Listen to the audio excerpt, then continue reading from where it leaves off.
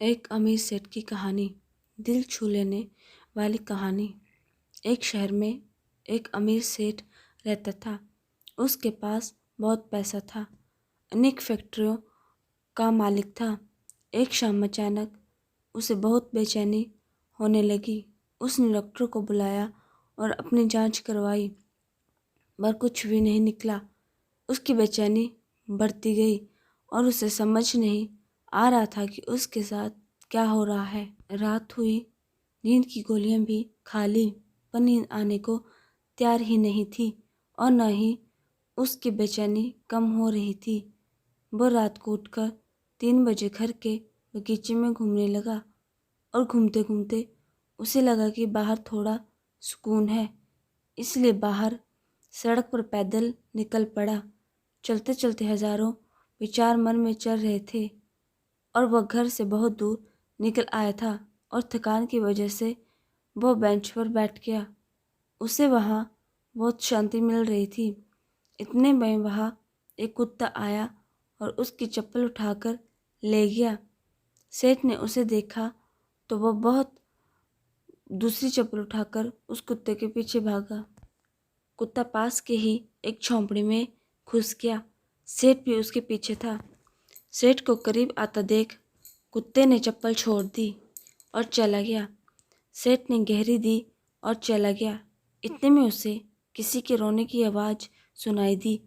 वो और करीब गया तो उसे एक झोंपड़ी में से किसी की आवाज़ आ रही थी। उसने झोंपड़ी के फटे हुए बोरे में झांक कर देखा तो वहाँ एक औरत फटे मैली सी चादर पहने दीवार से सटक कर रो रही थी और बोल रही थी, हे भगवान, मेरी मदद कर। सेठ के मन में आया कि यहाँ से चले जाऊं, कहीं लोग उसे गलत न समझ लें। सेठ थोड़ा आगे बढ़ा तो उसके दिल में ख्याल आया कि आखिर वह औरत रो क्यों रही थी, उसको तकलीफ क्या है। उसने अपनी दिल की बात सुनी और झोंपड़ी में जाकर दरवाज़ा खटखटाया। उस औरत ने दरवाज़ा खोला और सेठ को देखकर घबरा गई। तो सेठ ने हाथ जोड़कर कहा, घबराओ मत, मुझे तो सिर्फ ये जानना है कि तुम रो क्यों रही हो।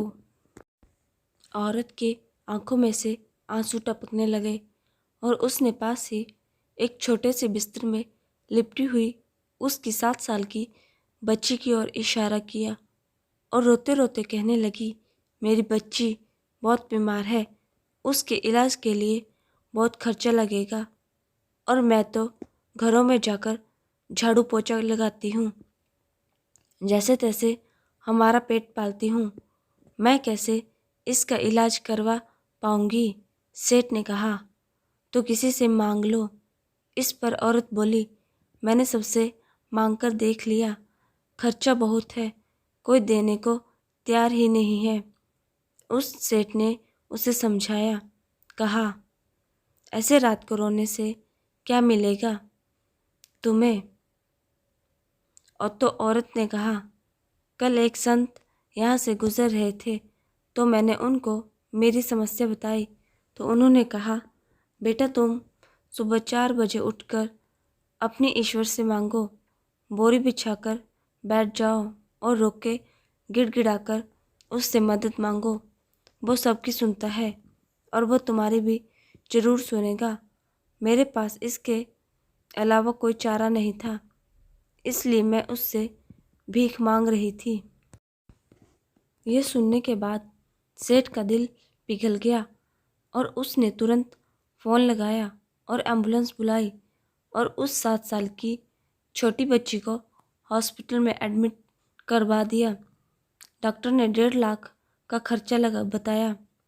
सेठ ने बच्ची का पूरा खर्चा उठाया और उसका इलाज करवाया और उस औरत को अपने यहाँ नौकरी देकर उसे रहने के लिए एक जगह भी दे दी और उस बच्ची की पढ़ाई की जिम्मेदारी भी अपने ऊपर ले ली। वह सेठ दयालु तो था पर नास्तिक था। उसके मन में सैकड़ों सवाल चल रहे थे क्योंकि उसकी बेचैनी तो उस वक्त ही ख़त्म हो गई थी जब उसने एम्बुलेंस को बुलाया था। वह यह सोच रहा था कि ऐसी कौन सी ताकत है जो मुझे वहाँ तक खींच लेगी। क्या यही ईश्वर है?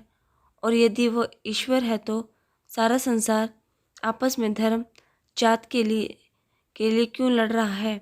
क्यों न मैंने उस औरत की जात पूछी और न ईश्वर ने जात पात देखी। बस ईश्वर ने तो उसका दर्द देखा और मुझे इतना घुमा कर उसके पास पहुंचा दिया।